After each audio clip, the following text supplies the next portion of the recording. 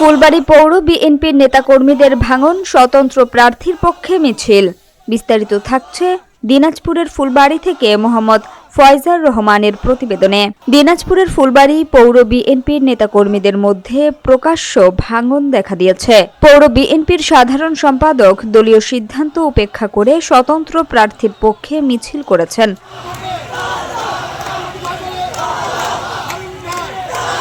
দিনাজপুর জেলা বিএনপির যুগ্ম সাধারণ সম্পাদক ও ফুলবাড়ী পৌর বিএনপির সাধারণ সম্পাদক মোহাম্মদ শাহাজুল ইসলাম পৌর বিএনপির নেতাকর্মীদের সঙ্গে নিয়ে দলীয় শৃঙ্খলা ভঙ্গ করে বিএনপির মনোনীত প্রার্থী ব্যারিস্টার AKM কামরুজ্জামানের বিরুদ্ধে সদ্য বিএনপি থেকে বহিষ্কৃত তালা মার্কার স্বতন্ত্র প্রার্থী AZM রেজানুল হকের পক্ষে মিছিল করেন।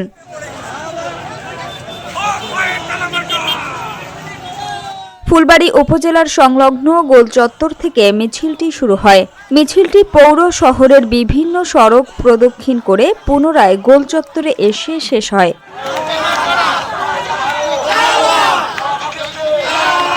মিছিল শেষে সংক্ষিপ্ত বক্তব্যে মোহাম্মদ শাহাজুল ইসলাম উপস্থিত নেতাকর্মীদের তালা মার্কার প্রার্থীর পক্ষে ঐক্যবদ্ধভাবে কাজ করার আহ্বান জানান।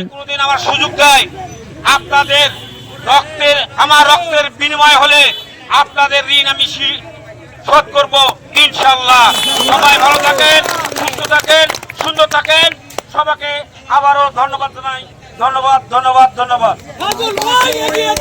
আমরা আছি তোমার সাথে। আমরা আছি।